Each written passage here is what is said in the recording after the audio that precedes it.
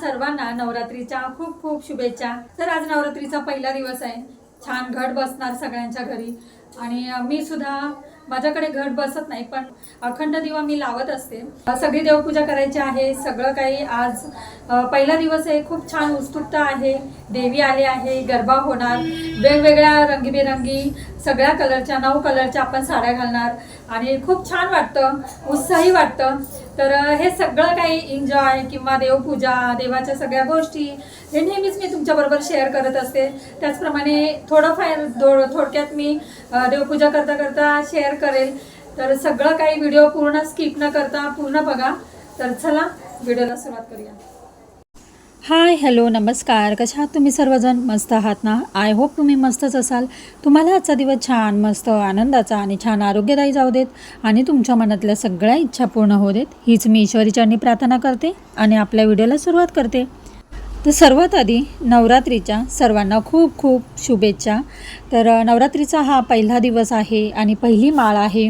त्याचबरोबर घरोघरी घट बसतात। घट बसवणे, घटस्थापना, देवी येणे, इतका उल्हास आणि उत्साह आणि जल्लोष आणि त्याचबरोबर नामस्मरण, देवीचं किती म्हणजे छान रूप आहे। 9 रूप आहे। 9 दिवसाचे 9 रूप, 9 रंग आणि त्याचबरोबर गरबासुद्धा होतो। खूप सुंदर वाटतात ना हे दिवस, खूप सुंदर वाटतात खरंच। तर माझ्याकडे घट बसत नाही, माझ्या मोठ्या जावेकडे घट बसवतात। त्याच्यामुळे मी घट बसवत नाही पण अखंड दिवा नक्कीच लावते।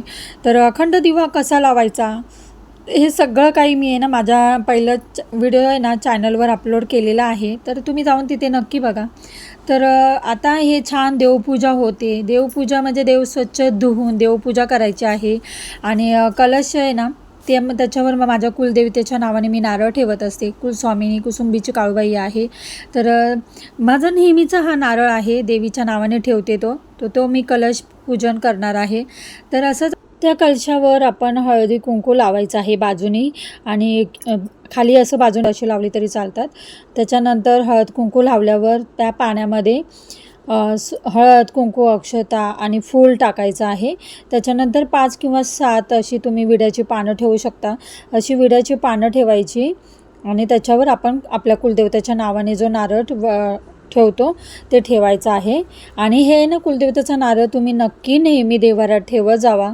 चांगलं होतं आपल्या कुटुंबावर त्यांची कृपा सदैव राहते। आपल्या घरात सुख शांती नांदते आणि भरभराट होते। त्याच्यामुळे ना कुलदेवाच्या किंवा कुलस्वामिनीच्या नावाने ना तुम्ही नारळ घरामध्ये नसेल ठेवला ना तर घटस्थापना हा पहिला दिवस आहे तर तुम्ही त्यावेळेस नवीन नारळ आणून कलशमध्ये पाणी भरून हळद कुंकू, अक्षता, फूल वाहून त्याच्यामध्ये 5 किंवा 7 विड्याची पानं ठेवून त्याच्यावर आपण कुलस्वामिनीचा नारळ त्यांच्या नावाने नारळ ठेवायचा। तर खूप चांगला दिवस आहे, त्यावेळेस तुम्ही ठेवला तरी आता चांगलं आहे। तर तो आहे ना विड्याची पानं किंवा असं हळदी कुंकू अक्षता वाहून विड्याच्या पानावर ठेवलं ना किती छान वाटतं ना। तर हे तुम्ही ठेवा नक्की आणि जेव्हा होईल तेव्हा नेहमीचं नारळातलं पाणी बदलायचं, त्यांना हळद कुंकू वाहून त्यांची नेहमी रोज पूजा करायची। खूप छान असतं, आपल्या घरामध्ये सुख समृद्धी आणि भरभराट येतं। तर आपल्या कुलस्वामीच्या देवीच्या नावाने किंवा कुलस्वामिनी कुलदैवत तुमचं त्यांच्या नावाने तुम्ही नक्की नारळ घरामध्ये ठेवा, तर त्यांची पूजा करा। खूप आपल्या घरामध्ये भरभराट होते आणि सुख समृद्धी नांदते। तर आता मी माझ्या कुलदेवतेच्या नावाने नारळ ठेवलेला आहे। छानपैकी आता गुलाब आणि वेणी घातलेली आहे, हळदीचा मळवट भरलेला आहे आणि कुंकू लावलेला आहे। इतकी छान देवी दिसते ना, खरंच खूप छान देवी वाटते। तर हे देव स्वच्छ धुवून उजळून घेतलेले आहेत, ते मी विड्याच्या पानावर देव मांडून घेतलेले आहेत। तर पहिल्या दिवशी घटस्थापनाच्या दिवशी विड्याच्या पानावर 9 किंवा 10, 11 पानं घेतली तरी चालेल। तर विड्याच्या पानावर मेन महत्त्वाचं आहे। तर लक्षात ठेवा, विड्याच्या पानावर घटस्थापनेच्या पहिल्या माळेला देव पूजायचा आहे आणि नंतर 9 दिवस देव हलवायचे नाही। नवरात्रीमध्ये देवघरातील देवांना स्नान घालू नये। देव मेन महत्त्वाचे हलवायचे नाही, घट हलवायचा नाही। त्यांना नित्य नियमाने घटाला किंवा तुम्ही देवीच्या नावाने नारळ ठेवते त्यांना वेणी घाला, हार लावा, 9 दिवस छान पूजा करा। तर हे महत्त्वाचं आहे की देव हलवायचे नाही। डायरेक्ट देव 9व्या दिवशी जेव्हा आपण दसऱ्याला देव पूजतो त्याच दिवशी पुन्हा विड्याच्या पानावर देव पूजायचे आहेत. हे महत्त्वाचं आहे. हे मला खरं म्हणजे आवर्जून सांगावंसं वाटलं म्हणून मी सांगितलं. तर आता छान माझे देव मांडून झालेत, पूजा करून झाली, हळदीचं लेपन केलं आहे, नवरात्री आहे म्हणून.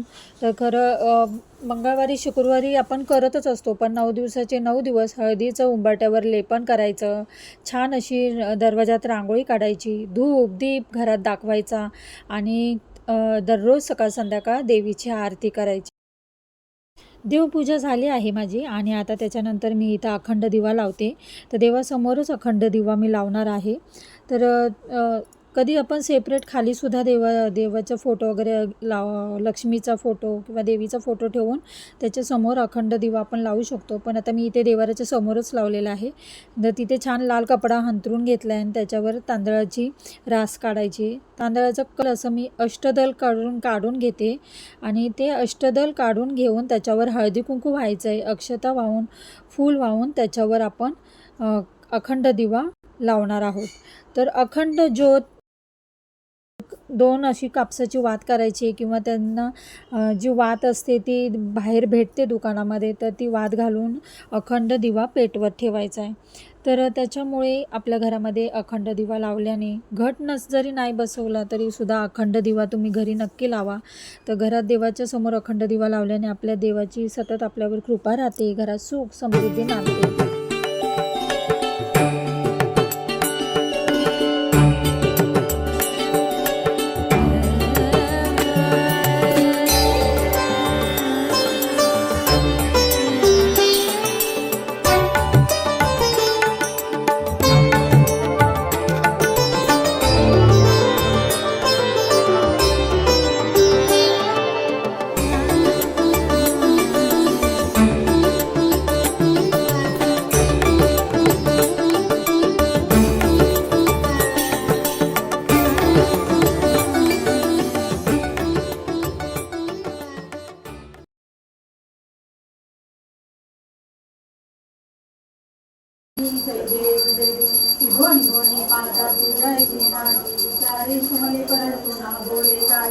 साई विवाद करता पडलो प्रवाही ते सुभक्ता लागे पावसी लवलाई. जय देव प्रसन्न वदनी प्रसन्न होती निधनाच्या क्लेशापासून तोडी गोपाशा. आंबे तुझ वाचून कोण पूर्वीलाशा न धरतली न झाला पद पंकज निशा. जय देव आंबे माते की जय.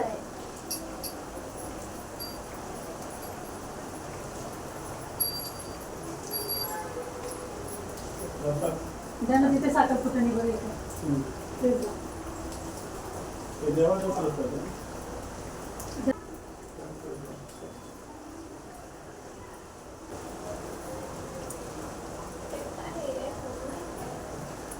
साड्यांचं एक्झिबिशन भरलेलं. ते आता नवरात्रीच्या 9 दिवस साड्या मी घालत असते ना, तर आता मी 9 साड्या ना काढून ठेवते. तर 9 दिवसाचे 9 रंग आहेत ना, ते सगळे माझ्याकडे आहेत. पण आपण कसं ते असंच घालून कंटाळा येत असतो ना, मग तो विचार करत होते मी हा घालू तो घालू, खूप विचार येत होता. आणि आपल्याला काही साड्या तर कमीच असतात आणि सगळ्याच रंगाचे एकाच रंगाच्या 2-2, 3-3 साड्या जरी असल्या तरी आपल्याला ते 2-3 वेळा घातल्या तर नको असं वाटतं घालायला. मग त्याच्यामुळे मी विचार करत होते की आता 9 दिवस साड्या जर घालायच्या आहेत तर ही घालू का ती घालू का, हे मला विचार पडत होता. आणि मग मी साड्या तशा काढून ठेवत होती. तर चला आता ह्या तर साड्या मी फायनली घातलेल्याच काय काय तर त्या काढून ठेवल्या.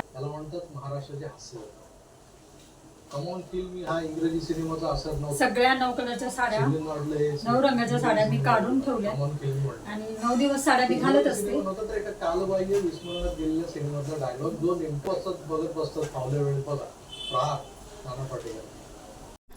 साड्या वगैरे काढून ठेवल्या, जे घरातली कामं होती ती करून ठेवली. आणि त्यांनी येताना ना सफरचंद, पेरू, मोसंबी, शेंगा आणल्या होत्या. तर फळं तर काय असतातच घरात, पण त्यांनाच लागतात फळं, सगळ्यांसाठी आणतात ते. त्याच्यामुळे ना ही फळं आता म्हटलं लयच आणले. तर मला तर फळं खरं म्हणजे सांगू का, मला खूप कंटाळा येतो खायचं.